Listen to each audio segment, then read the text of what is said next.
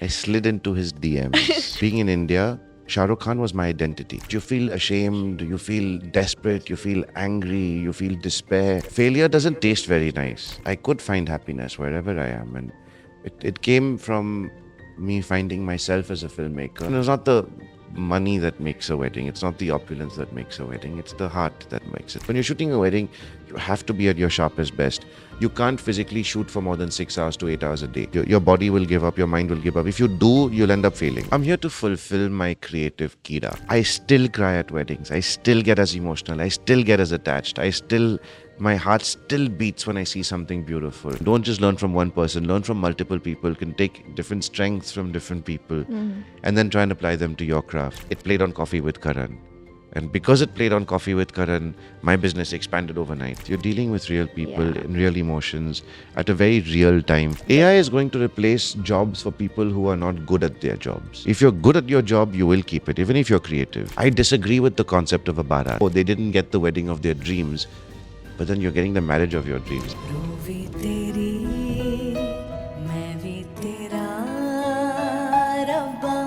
ਦਿਲਾਂ ਵਿੱਚ ਤੇਰਾ ਹੀ ਬਸਰਾ ਮੇਲੇ ਆਸਾਂ ਦੇ ਗੇੜੇ ਸਾਹਾਂ ਦੇ ਤੇਥੋਂ ਪਿਆਰਿਆ ਤੇ ਪੀਰ ਵੀ ਤੂੰ ਪੀਰ ਵੀ ਪਿਆਰ ਵੀ ਤੀਨ ਵੀ ਤੂੰ ਦੀਨ ਵੀ ਤੂੰ ਮਾਨ ਵੀ ਤੂੰ ਤੇ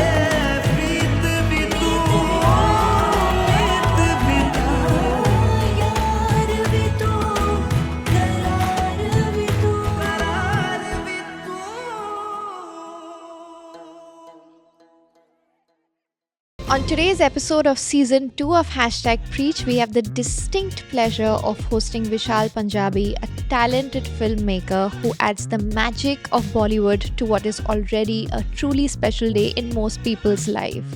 As the CEO at The Wedding Filmer, Vishal's work is not just to shoot weddings, but to weave together families, memories, cultures, and creating them into timeless heirloom. A self-confessed die-hard romantic, Vishal's career started with him writing an emotional email to Mr. Shah Rukh Khan, landing a job at Red Chillies, getting deported back to Ghana, to today shooting some of the biggest weddings that India has ever seen, be it the Ambanis, Virat and Anushka, Deepika and Ranveer. The list will melt your heart. So let's get right into decoding the origin story behind Vishal Punjabi, the romantic, and understanding the method behind not his madness, but his magic.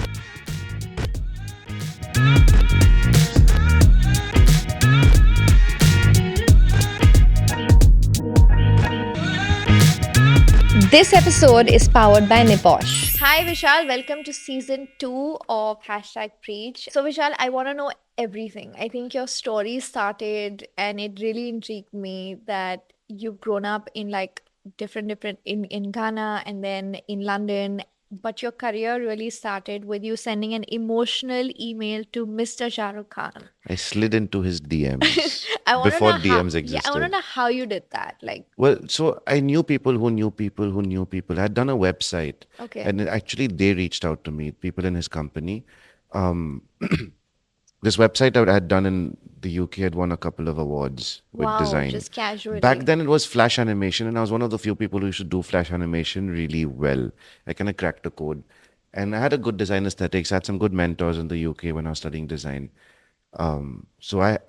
Using all the privileges I had then, I made this amazing website. It won a bunch of awards. Shah Rukh was at that time doing a website called srkworld.com. This is during the .com boom, Right. the late 90s, early 2000s. Okay. And he wanted to make this website, which was a Bollywood portal with him centric to it. We had an internet radio, streaming music from Tips, Yash Raj collections of videos were there. All the films he had done were there, which was a lot of value. Karan Arjun and Koila Right. and all these really Yeah, cool yeah. films. And I was really excited with the project, but then, so that's why I came to India to work on that website. He reached out. I thought it was a hoax because I was such a big fan of Shah Rukh. If I show you pictures, I used to dress like him. I used to have a Harley Davidson jacket like him. I made my father buy it for me for 500 pounds Wow. back then. I got a pair of those Caterpillar shoes And those jeans you used to wear, Yeah. and the dream was to go to Europe and meet a girl in a train. Is that why you went to London? No. I went to London because my parents were getting divorced and I think they wanted me out of the house at the time. So that's why I shifted to London. Ah, okay. Boarding school days. They Right. got married again, so it's okay. To each other only. After Wow. marrying other people. Oh my God, this is like a whole Yeah, yeah. other podcast That's in why itself. that's why I do Yeah. weddings for a living. I've just seen so many loves and marriages and divorces and marriages, and I was like, whoa. Okay, so then you got hired as the creative director. So I came down to work on this in this .com company in this website, and soon after I joined, luck would have it that the company shut down. Bharat Shah was one of the sponsors of the website, I think. And then back then, I think he got arrested for something. Chori chori chupke chupke was going on. I don't remember. I don't even know. I was too young to even remember what was happening. But he was in jail.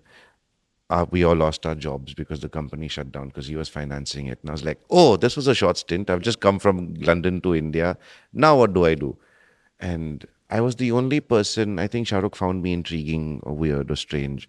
And the dream was to work in Bollywood, which I expressed to him many times when I'd seen him. So he's like, listen, I need a website made for Ashoka. They were also making a book, and he wanted it designed really well. The making of Ashoka back then. Mushtaq Sheikh, this writer, was writing it. So I jumped onto that project, and I really enjoyed it. I was thoroughly excited, and I wiggled my way into Bollywood. When I came, it was Ashoka's, I think, middle of the shoot they were in. So I met Santosh Sivan, and that's how One I of your started. mentors, One of yeah. my mentors, and then I just took off. So how did you come about like working with the camera? Like what was your education with that? Nothing. I did theater. Ah, okay. I had no experience with camera. Even when you're working with Shah Rukh, no, I was not the cameraman. I was intrigued by the camera. I learned a little camera from Santosh, whatever little I knew then. But I think all my camera learnings were on the job at the wedding filmer, Okay, and a so little bit in Ghana when I was there. what do you do in Ghana? So I was working with Shah Rukh now, and I was getting from one success to a bigger success. And then in 2007, I was about to make a movie. Zoya had written the film. Zoya and Rima, they had written the script. Shah Rukh loved it. I was really excited. Priyanka and Shah Rukh were supposed to do it at the time. And just then, my work visa had expired.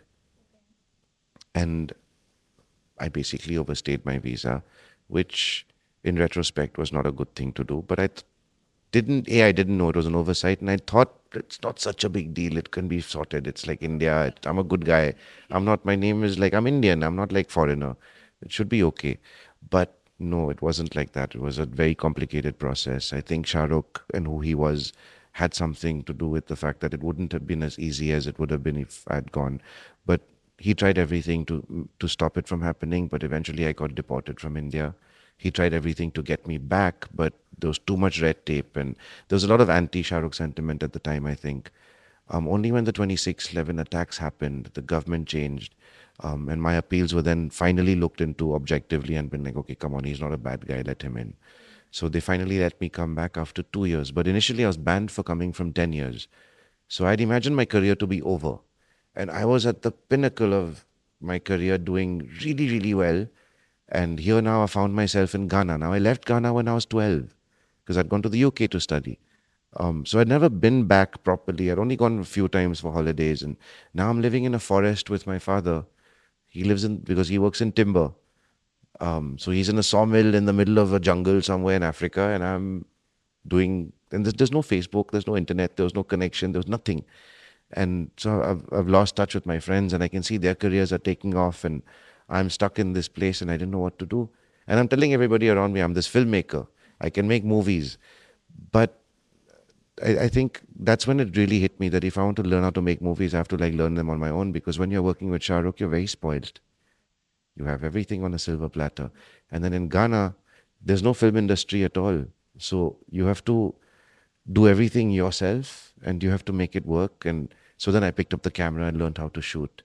I I went to the market and got costumes. I cast people from this. You had to like kind of find models Yeah, and and actors and innovate, yeah. innovate and try and make films without Do you have having a a film film from industry. that time? I have quite a few. I started off doing very small commercials for small industries there. Like I did a sanitary pad ad like local ones. I did a local toothpaste, a local diaper, but those did so well compared to the local ads that suddenly I was getting Airtel, and there's a company called Tigo that does like it's like Vodafone. We did Vodafone as well. So all the companies that were going to Egypt and South Africa to produce ads of a certain standard were now doing it here with me at a fraction of the cost.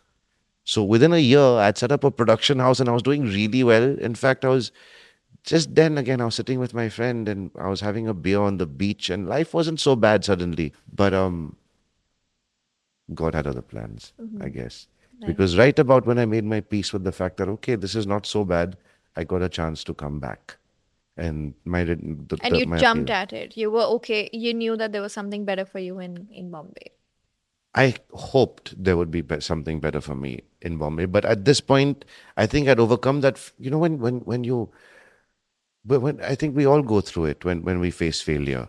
Um, you hold on to something so dear, like whether it's a marriage or whether it's a job. To me, being in India, Shah Rukh Khan was my identity. I knew people because of him, or doors Right. opened because I worked for him. Everybody listened to me, and DOPs wanted to work with me.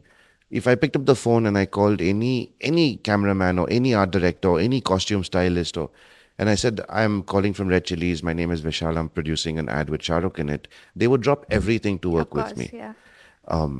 In my head, it was I'm doing it, but it wasn't. It was because of who I was working It was for. also your talent. You were able to execute it. I think that's always very important to know. Yeah, hopefully. Yeah. But that I only knew when I went to Ghana. Before that, I was riding a wave, Right. and I think when I got there, I lost that identity of mine, and it's very your ground beneath you Yeah. shakes. What was your frame of mind like leaving at the peak of your career? You almost have a There's so much. You movie. feel ashamed, you feel desperate, you feel angry, you feel despair.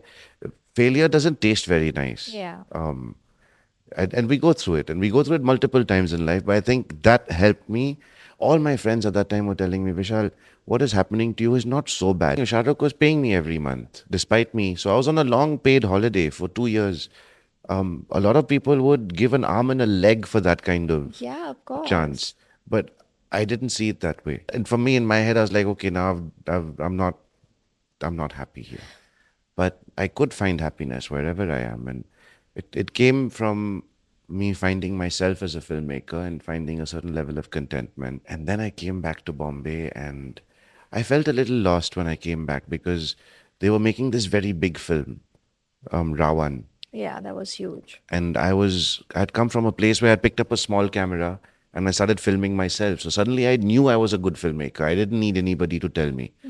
And I knew I could make it happen on my own without too many resources. What is that feeling like? How do you know that you've mastered your craft? I didn't depend on anyone to do it. I edited the films myself. I shot the films myself. So I kind of I spent those 2 years mastering every form of the craft I could on my own with local help. So I was not only doing it myself, but I was also teaching and guiding and heading other people. And that process, learning from other people's failures, also taught me so much Yeah. in the process of making advertising films in Africa. And then I started making documentaries in Africa. And I think that changed storytelling for me and how I could interact with people. I was going to villages and shooting films with the local villagers and casting them in them. And they were all about it was a UN project, so it was about health and sanitation, malaria prevention, HIV Did you enjoy prevention. doing that? Loved it. Yeah. Because then we'd shoot the films in the day, we'd edit the films in this van that we had in over the same moment, and in the night we'd project them in the village for the villagers to see. Wow. So And what the was the response from the it villagers? was Like, the orange seller would become the local Shah Rukh Khan. And my films were little because I was Indian and I was Ghanaian as well. I could speak the local language. My films were a little Bollywoody, but then they were very local. They were very funny. So then they became stars of their own right in their own villages. it's The beautiful. messages that we were making hit across well. It started off as a pilot project. It cost almost nothing. Now it's taken wings and it's in 18 countries all over Africa, and it's doing really well. So now you're back in Bombay and you're much more confident about your craft and you know that you like to handle the camera and you know you can tell stories and Ravan is getting made. What happens then? I quit my job. Wow. So the opening scene of part two of this trilogy. Huh? I I quit my job, and the film opens. She's like, I've lost. I go to my then girlfriend. I said, listen, I have something to tell you. She says, I've quit my job. She's like, I have something to tell you. And she says, what? She says, I'm pregnant. Oh, I wow. say, oh shit. That's a So moment. that was a moment. So we were madly in love. Um, I really, really loved her. I wanted to make it work. I think I couldn't wait to be a father. I wanted to be a father since I was like 20. I remember. And I think when she said I was pregnant, I was ecstatic. I was like, there was no, and I was not even scared. I was like, it'll happen. Like I had this feeling that if my child comes into this world, much like me, he will create his own destiny and he will find his way. You know, I just have to be there to support him and to know that he has a father. And you shot your own wedding. And I shot my own wedding. Yeah. My wedding at that time cost 3 lakh rupees. Wow. It was very This was in basic. 2010. 10. Okay. I had nothing. We had chadars as decor. I had plastic chairs for my people to sit on. But it was in a pretty farmhouse with a river. We played volleyball in the day. We did a Sangeet by night, which was very simple. There was nothing complicated about the wedding. I had cupcakes for my wedding cake. We made a 2-tier cupcake Yeah, like a tower. tier. Okay. We had basic alcohol. I remember I had Grey Goose. No, I had that Smirnoff and Beefeater gin. It was like that basic, and Kingfisher beer on the bar. And that's what we had: biryani, 2 types, and kebabs. That was it. And then there was love. And there was And then lots there of was a love. baby. And there was a baby coming. Yeah. But then you realize that it was not the money that makes a wedding. It's not the opulence that makes a wedding. It's the heart that makes it. A rainbow came out in between. We had 2 ceremonies. And I think that whole experience of getting married there to the woman you're in love with and your family all around. And I shot it, and I shot it really nicely with the camera. I was very excited. I remember thinking to myself how exciting it'll be to shoot this wedding. It'll be very pretty. So are you sitting in the mandap and you have a camera with you, or how does it work? I shot her entry. I shot her dancing at the Sangeet. Ah. There were very few reactions of me. I think there was only 2-3 shots where my friends had taken the camera and had turned it around. Did you invent the selfie? I did invent the selfie with the DSLR, that too. And then eventually I put the camera on a tripod and I told my friends to leave messages for me, and they did. And I remember while editing that film, my heart was racing. I was feeling so much joy because I kept imagining how Zara would feel, my ex-wife, when she sees it. And I was imagining how like my friends would feel when they see it. And I was really excited. And I remember cutting it all night. In the morning when she woke up, I showed it to her and she loved it. She was ecstatic. Wow. So I uploaded it online so all our friends and family could see, because I have friends and family all over the world. There was Facebook back then. Instagram didn't exist. Yeah. And it exploded online. I think I started getting requests from people to film their wedding. So that was your first like audition or your first My first Show reel. show reel. But that time it wasn't an intention to start the company. It was Yeah. just like, oh, let me show it. When they started writing to me, I was like, but I enjoyed doing it so much. Maybe I should. So I coined the term the wedding filmer. And I spoke to a few friends of mine. There's a very sweet makeup artist called Meghna Bhutani, who I went to school with. She's a very sweet girl. And her friend was getting married. So she's like, do you want to shoot that wedding? She's a very pretty bride. So I was like, I'd love to meet her. Ask her if she wants a wedding video. I'll do it for free. So on a meager budget of, I think, 25 or 30,000 rupees, I said, yes, I'll shoot this wedding. And it was just you, or you had a crew with It you? was just me. I landed up, on the first day, it was just me. I landed up all alone and I was shooting it. And then I realized while shooting it that I might need some help. So the next day I called this camera company and 2 assistants came too. And they're like, why is this guy and why is he shooting this wedding? And so, Yeah. but they were so sweet and they were so helpful. Those 2 boys then jumped up and then now they've been on my crew since Oh, really? then, yeah. Wow. One of my friends also joined me on that same shoot. And he worked with me for a good 14 years. And that's how I put the team together. I think I just got a bunch of friends, people who like-mindedly thought like me. And I ran the company and grew it. It started off in my bedroom. Very soon, my living room was overfull with people. And then I realized, okay, I need a studio. My first studio had 5 people. The second studio had 12 people. Now we have over 50. And then a lot of people in the beginning in India were not willing to hire me because they didn't understand what we were doing. They were so used to Indian tradition became the Shadi Wala video. But it took a long time for me to convince people. You know, even music, I wanted to start making music and nobody understood कि ये गाना क्यों बना रहे हैं? Like, शादी के Your लिए कौन गाना music बनाते is हैं? beautiful. Are you Thank coming you. out with that album or have you already come I out have with the I have whole? now made 60 songs in total over the past few years, and I plan to make many more. I Wow. think deep down inside also when I was a kid, I really wanted to go to Berkeley. I wanted to do music and I couldn't get to do music then. So now this is my chance to explore that world. Yeah, and you And get wonderful collaborators on I board. really do. I And get and very that is lucky. only because of the work that you put out there. We get lucky. Yeah. We get very fortunate. So I want to talk about how you pick a song, the music, the artist. Like I want to just understand that journey. A lot of it. I mean, so the artist, a lot of it depends on how gracious some people are because to make wedding films is an expensive process. People don't usually spend that much to make a song. So I try and fit artists within the budgets that I can because most of these songs are not commissioned.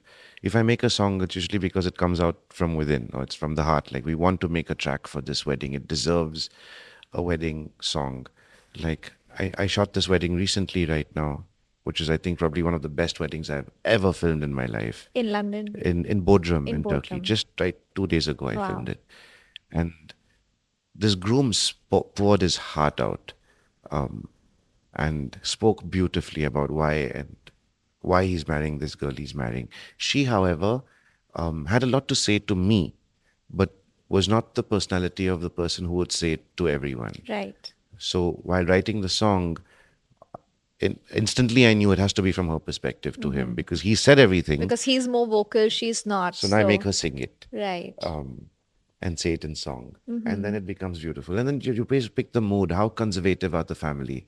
How traditional are they? What culture do they belong to? Are they Punjabi? Are they Marwari? Are they Gujarati? Are they South Indian? What languages do they speak? And then I can play with lyrics that way. What do they actually listen to and what played at the wedding?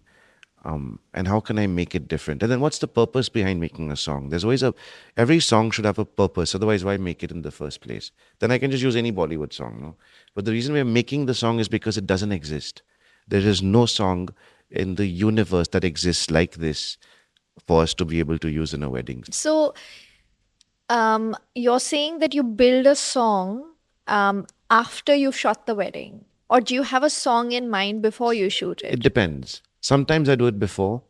Most of the time I do it after. Because that's when you've gone through and lived through Yeah, the and wedding. you know the people, I and know you the know the people. cast per se. But sometimes you know the story so well, or you know the couple so well, or they want to play it at the wedding, so then you create it before. And then I work with them closer to get it done, so it's what they want. So how much of that do you really personally look into? And All of it. All of it. All of it. Right. So you decide, okay, so this was a more fun wedding, or this was a more emotional wedding. This is the direction I want to take it to. You do that. Like you're very involved in, you're behind the camera also. Not as much as I would like to. I'm getting older, and I think there's also the fear of burning out. So I have to pace myself into how Right. much I shoot because technology has made it easier. We have people who are more agile and who have more energy and who have more flexibility to shoot and more strength and physical. So they do it. I try and shoot as much as I can, but then I do limit myself to how much I shoot. So you're more like the director. I'm more like a director. So just walk me through the whole process. You are at the wedding. Like how much before the wedding do you start the prep of meeting the couple and like talking to them and As understanding soon as, like 6 months in, a year before, usually. I try not to get to know them too much before the wedding. I get to know their expectations, what they want to remember. I show them different samples of my work if they're interested in seeing it. I try and choose the right crew for them. So once Yeah. I meet the bride and groom and I understand the kind of people they are, language I find is a very important factor in storytelling. Being able to connect with them in the same language Right. and in the same culture, understanding that culture is important. So, and I have a vast crew. We have crew from all over India, from the north to the south, the east to the west. So if it's Bengali, if it's Malayalam, if they're Gujarati, if they're Kashmiri, then we send somebody who understands that culture. Also, we are limited in how many films we can make every year. Right. I'm trying to grow How the many company. films do you do in a year? Well, last year we did 50. Okay, This year wow. I'm trying to double it, but it's a struggle, and it's probably we'll get to 70, not 100. And does everybody insist on you being there at every No, wedding? not No. everyone insists on Okay. me being there. This much is true. My smallest crew that I have, Because they've been trained by me, and because of the work culture we have, and because of the methodology we use, and because of the fact that we are trained, very experienced filmmakers in weddings, the smallest crew I have and the cheapest crew I have will still be 10 times better than any other wedding videographer around the world Wow. shooting an Indian wedding, just because they know inherently, instinctively how to So, shoot a what is wedding. the standard crew size at a wedding? So depending on the crew size, and the size of the wedding and the number of days you're filming, how many events you're shooting per day? Do you have a late night sangeet with an after party and then an early morning haldi? Because then you need a bigger crew because you need to turn your crew around. Having a crew shoot for 18 hours a day doesn't help the client or the crew in any way in saving money because your visuals will be. Right, compromised. Yes, they'll Yeah. be tired and you're not at your sharpest. When you're shooting a wedding, you have to be at your sharpest best. You can't physically shoot for more than 6 hours to 8 hours a day. Right. Your body will give up, your mind will give up. If you do, you'll end up failing most of the time. How do you explain that to clients? Because I'm guessing, You like, just be honest with them. You tell them as because it there's a is. lot of them who are saying, if we're paying you, we need you to be here. So we rotate our crew. That's why we take a big enough crew. So even if there are 8 people filming, they're at the crew. There are only 4 people filming simultaneously. And you rotate your crew. If it's a hectic one, that's one way of working. Um, if it's a 1 day wedding, you can bust your ass and really shoot day and night and finish it. But if it's 3 days, 4 days, Yeah. and every night there's an after party, and because in between events, then I'm also talking to family members, and we're also shooting the property, and you're also doing the behind the scenes, Yeah, and the drone and the drone shots shots and the time lapses, and there's so much to capture in 3 days. You're making a movie and you only have 3 days to shoot it. Ladies, I know sometimes even a cafe outing can be super sticky and annoying. Now imagine going through an entire wedding like that. You don't have to. Niposh has these amazing non-adhesive nipple covers that literally stick with just your body heat, no glue, zero sticky situation all day long. For you, the inspiration has always come from love, if I'm not mistaken, which I'm a is diehard music, romantic. die-hard romantic. But you've seen your parents get divorced. You've seen you having to move like countries because they got a divorce. So how has that kind of shaped you and your idea of love? Ah, I mean, somewhere it has for sure. I think my parents damaged me severely when I was a kid, unknowingly. I don't think parents do it intentionally. They didn't know any better. They were trying the best they could at the time. Um, they got divorced. My father married the princess of Ghana, the 10th in line, so it was okay.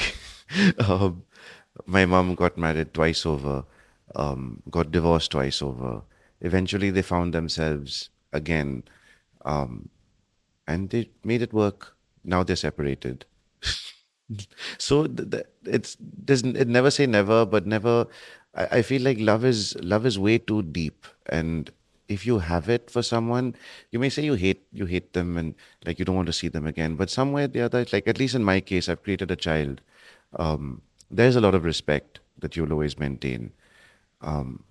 Love in weddings and wedding films is very different, and what love in Bollywood is very different, and the love that you see In everyday. in everyday life is again very different. I think Yeah. it's how you categorize them.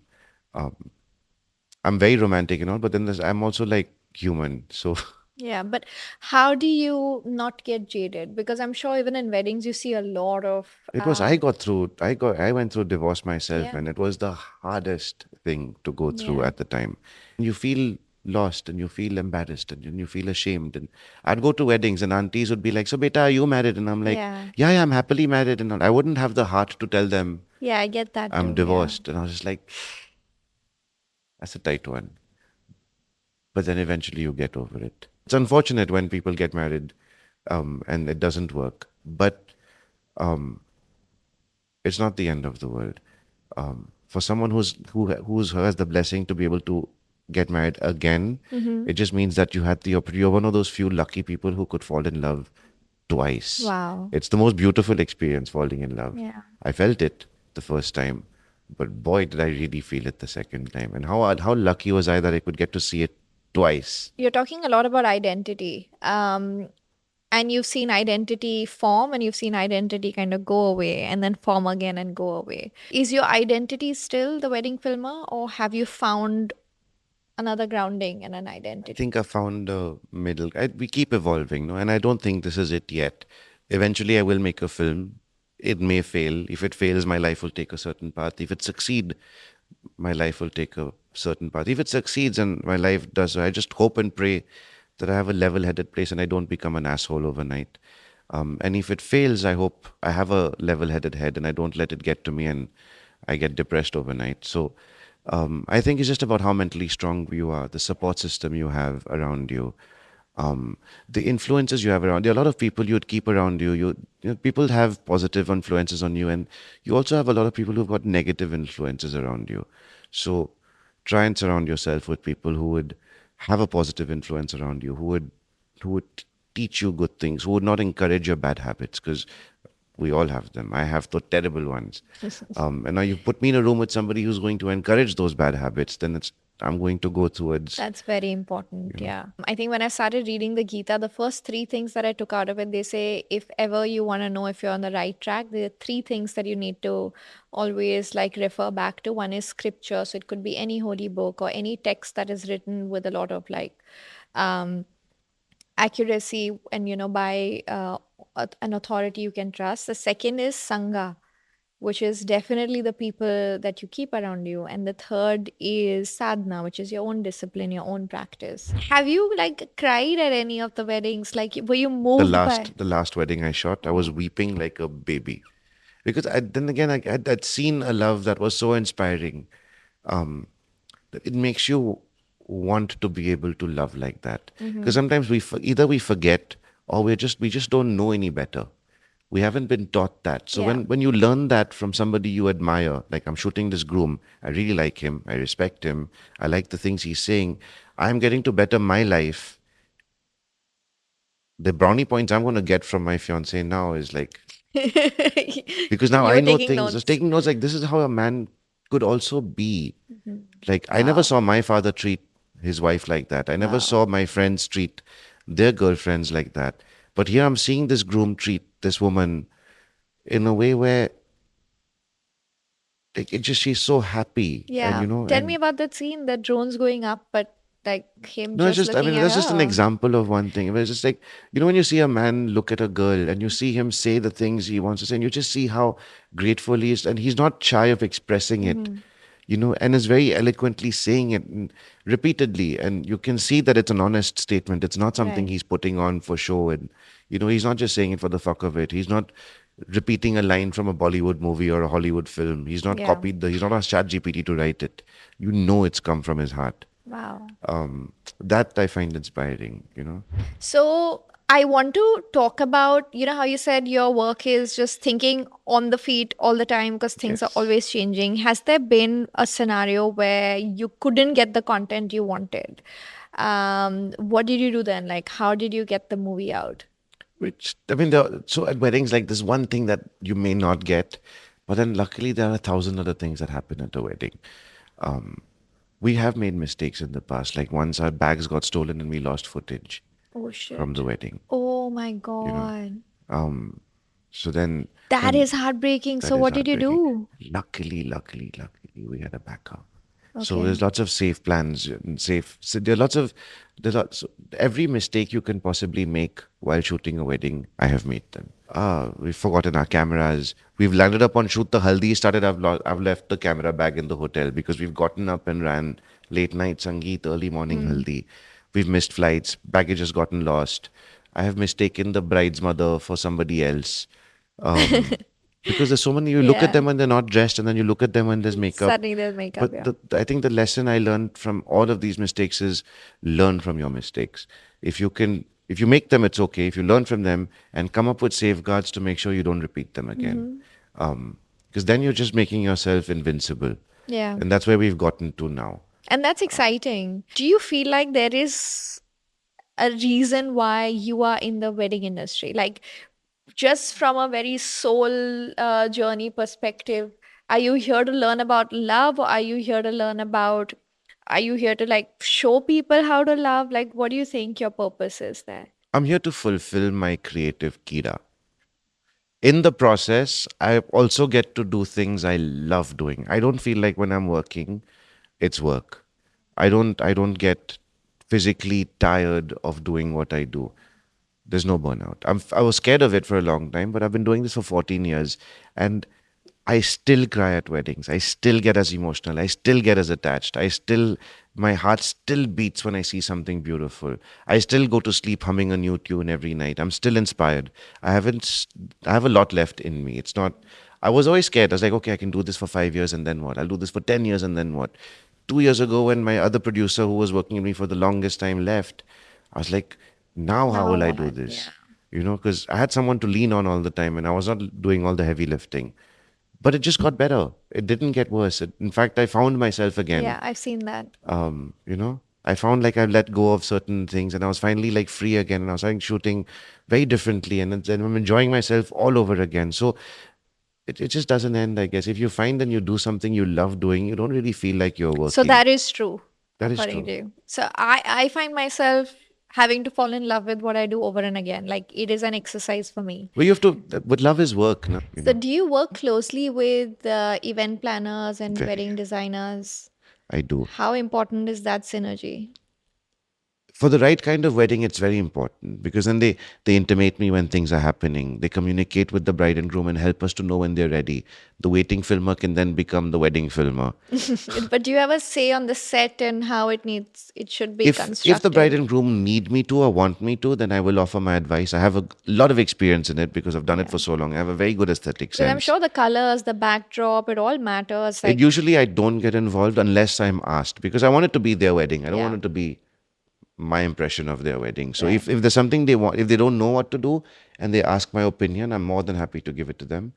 But I'm not the kind who would be like, if you don't do it my way, I won't do it for you. Right, right.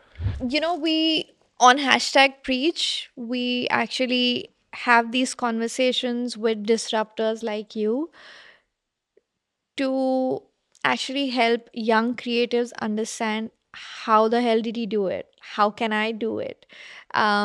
And I think one of the notions is that okay, he worked in Red Chilies, he had Shah Rukh Khan, maybe that's why he had everything at his disposal.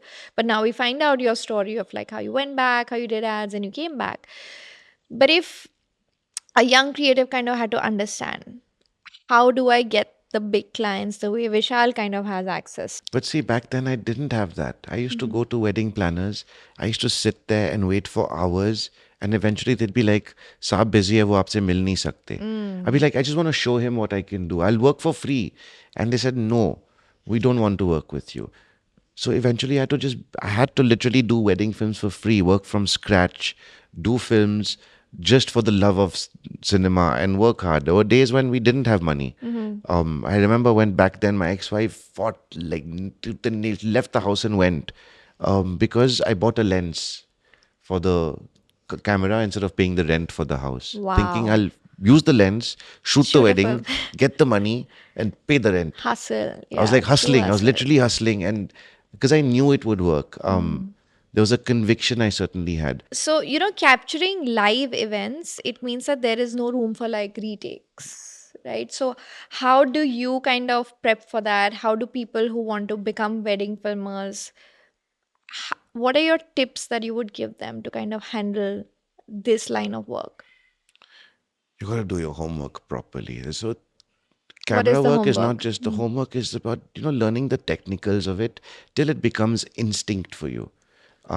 You don't have to think about exposure and focus. It's something I had to struggle with because inherently I was not a cinematographer. Right. So I had to struggle with the basics like stability, the frame, the exposure, the so the what I then eventually started doing was meditating with these words. Oh, really? Yeah, so I would meditate with these words so that when I'm looking at the camera, I'm constantly thinking about exposure, frame, white balance. These are the things that make your frame. Now, what color, how much light, and how stable. Right. You know, So you're saying how quick you are with your instrument or your with your instrument. tool. And then knowing what everybody else is filming. How communicative are you with your team? How diligent are you in going through the footage they've shot? One thing is shooting it, and one thing is understanding what everybody else has shot. Because you want to be in a position where you are shooting what nobody else is shooting. Right. If you're shooting what everybody else is shooting, then what's the point of having you there? Right. So if there's an Interesting. action being shot, you shoot the reaction. Because the reaction is what is going to make the film, So not you just the prep action. this with your crew beforehand? Every time. Right. Okay. Every time. Wow. Every day. Like we do this like machine work, machine learning almost. Okay. So I've also seen that you do a lot of workshops with Sony. I think this year you have about 20 We're lining up workshops. 20 workshops all around the country. I'm starting them again after 4 years. So in the beginning, the workshops are very basic. I started doing them because I needed a crew. I was doing this all alone, and around me there was nobody who knew how to do what I was doing. So I was like, the only way we can do this is by training people and creating a crew. So we started doing workshops. I went to multiple cities. We did 20 cities at that back then, and we did about 35 workshops around the country. 100 people. They were always full. What I saw was that there was a hunger to learn. So I opened up everything and taught them everything I could. We taught them how we pack, how we shoot, what cameras we use, how to break down. It's a full day, 8 hours. So a 1 day cracked workshop, which was like a basic workshop on how we work, what we function. I think what people took about it was basic training, a basic understanding of how to go about what we do, and the framework of how to create a company and shoot a wedding and deliver a wedding respectfully. And then the people who were doing it like us got reassurance and affirmation that they were doing the right thing, which sometimes is just as important. So, how important is it for young filmmakers to actually study the craft? And where can they go to study it? It's everything, no? It's an advantage you have then over everybody else. Yes, you learn on the job, but if you know how to shoot well, and if you know the technicals really well, if you know how to break a scene down and what makes storytelling appealing, the basics of story, if you've learned it, the theory of it, it makes your job of absorbing the real life much easier. Right. It makes you be able to face the real world situations you're put in at a wedding with ease. But what kind of a course can they sign up to? Where in India can they study, or do you suggest they study? I mean, there's FTII, which is a Okay. great institute to learn filmmaking. If it's filmmaking you want to learn, self-help. I mean, now on YouTube alone, you can help how to use the camera, basics on how to use wedding cinematography. But you have to keep learning. You have to keep doing workshops like the workshops we handle. There are lots of workshops other companies do as well. Do as many as you can. Don't just learn from one person. Learn from multiple people. Can take different strengths from different people and then try and apply them to your craft. What are the tips that you can give young filmmakers? Where do they put their work? How do they reach out to clients? Weddings are so easy to market. They're so easy. Basically, you're talking about music. It's easy to sell music. Talking about love. It's easy to sell love. Human emotion, fashion, makeup, beauty, food, travel. All of these keywords come with wedding. Right. You know, Right. jewelry, Right. bling. So you're saying if you just dance. make your product really, really well, it'll automatically. Yeah. Because people gravitate towards these things online. People gravitate towards entertainment and engagement. At a wedding, you have everything. How dedicated are you? Yeah. How hard are you willing to work to sell yourself? Right. The ideas are insane. To market the wedding filmer or any wedding film company is the easiest thing to do. It's easier than a dating app. Right. Your Yeah. memories and so many things that we have, and every year we keep reinventing how you market yourself, and I find that the most exciting part about running a business, Right. selling the business. Because you are the CEO and the creative mind behind the wedding filmer, how do you kind of balance both the aspects? Because it's very important कि budget इतना ही मिला है, or I can only spend so much, but I actually want to shoot it this way, and I want that kind of a camera, and I want this size of a crew. Yeah, I'm not very good at doing that. I usually am told that I'm very bad and Me I'm very too. ayash, but my justification to that is the more you spend, the more you will make. The more I put in the effort into a wedding, it's not about the budget of that one wedding film. It's about looking at the bigger picture. How much can I create? If Deepika Padukone gave me a certain budget to make a wedding, I have surpassed that budget 50 times over. But because I did that, it played on Coffee with Karan. And because it played on Coffee with Karan, my business expanded overnight dramatically. So small things like that go a long way. Yeah. I think the reason we're so successful and we're so good at what we do is we also have the power of anticipation now. 'Cause we've done this for 14 years. I know weddings. I know the bride will be late. I know if she's had a hard night. I know when she'll wake up. I know who to call. to find out what's Right. happening. So people skills are really, really They are important really here. important. EQ has to be extremely high. You're dealing with real people Yeah. and real emotions at a very real time for them. And automatically you have to understand that emotions are high. So be that person they lean on to, not they complain about. When are you the most comfortable in your skin? In my pajamas. In your pajamas. When I'm at Okay. home. It's because I don't, people have this impression that I'd be like, my life is very exciting, I'm a very boring soul. That's because you're paid to go to parties and like eat amazing food. So So when I come home, it's like quiet, ghar ka khana, yeah. shanti, peace, just like don't go out, watch a movie, Yeah. play the guitar, write a song, and go to bed. Or you weddings, AI is not so much of a threat. But when you talk about the different aspects of it, say editing or like even creating videos and stuff like that, AI is definitely now scaring a lot of people, at least online, to say that you're going to get It's not replaced. scary for me. It's just a great tool I use because it ends up saving us so much more time. Because of I could be able to do 3,500 wedding films. That's how I How look would at you it. use it for? Sound, color correction, cleanups, editing, basic editing, syncing. It can do it smarter than the softwares we have currently. It does it faster with less glitches. And just even if that much can be done by AI, it saves me months of human labor and frees up the human labor's time to do things that they're really good at doing that AI cannot do. Human Yeah. editing, Right. feeling an emotion, listening to a bride, picking out the things that is going to work, not what the computer thinks. AI is going to replace jobs for people who are not good at their jobs. Wow. If you're good at your job, you will keep it, even if you're creative. So, Vishal, the tagline for hashtag preach is once upon a disruption. Not Because once it's upon a time. once upon a disruption. Disruption. And you definitely were one and are one, be it in India or be it in Ghana. You have had that edge where you've disrupted the industry that you're working in. Um, so, and I feel like every few years and now where we're at every few months, the industry kind of needs a disruption. What disruption do you think your industry needs right now? People need to relook at weddings now again because, during COVID, they happened so beautifully. And then sometimes you go to weddings and they do things that don't really make sense in today's day and age. I disagree with the concept of a barat. Like, I feel like before the groom goes to a wedding, he should go with some decorum, he should go with respect, and he should go and, introspect before his woman comes Right. to her. The barat should happen after the wedding. Like, why can't the two of them Celebrate dance it. out and be happy with the family and celebrate the wedding? Why does it have to be before and why do they cry after? And then why do they make the bride wait for so long? So there's certain things that can, like the horse at weddings, Yeah. need to change. I feel like some ceremonies need to go, some new ones need to come in. So, I mean, that's one disruption that they could do. The amount of money that's spent at weddings could be looked at. And I'm saying this because people think I'm being stupid when I say this. It's detrimental to my own company. But it's not detrimental to society on its whole, no?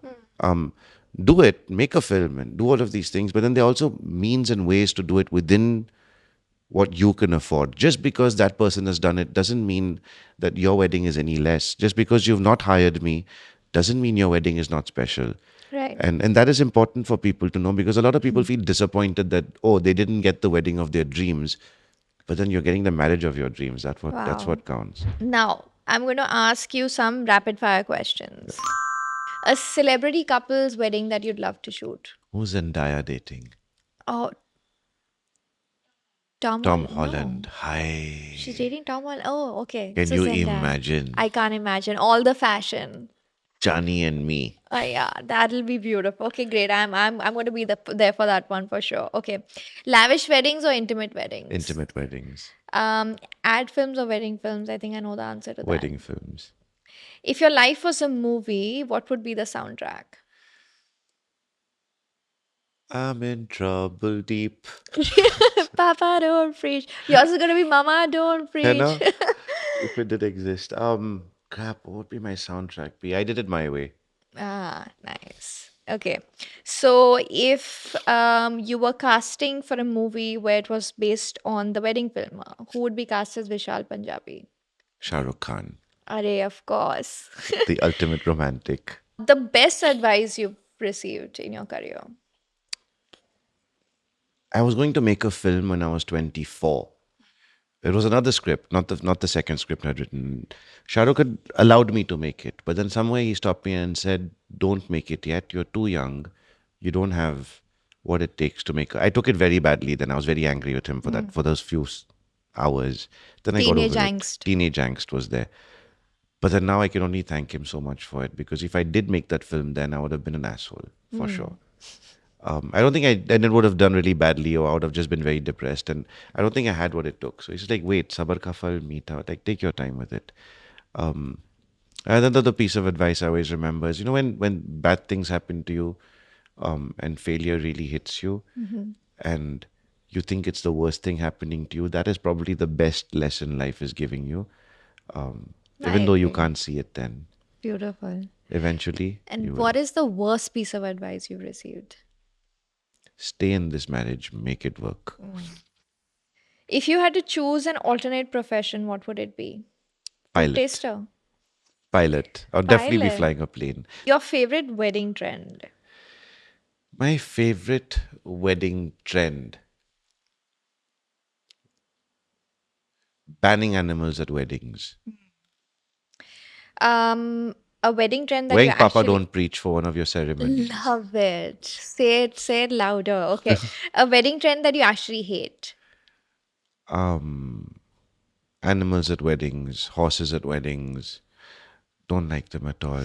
So is there a movie that you wish you'd shot? Nothing. Hi, DDLJ. Hi, DDLJ. That wedding scene. The whole film was a wedding scene, but hi. Yeah. Your favorite dessert at a wedding? The wedding cake.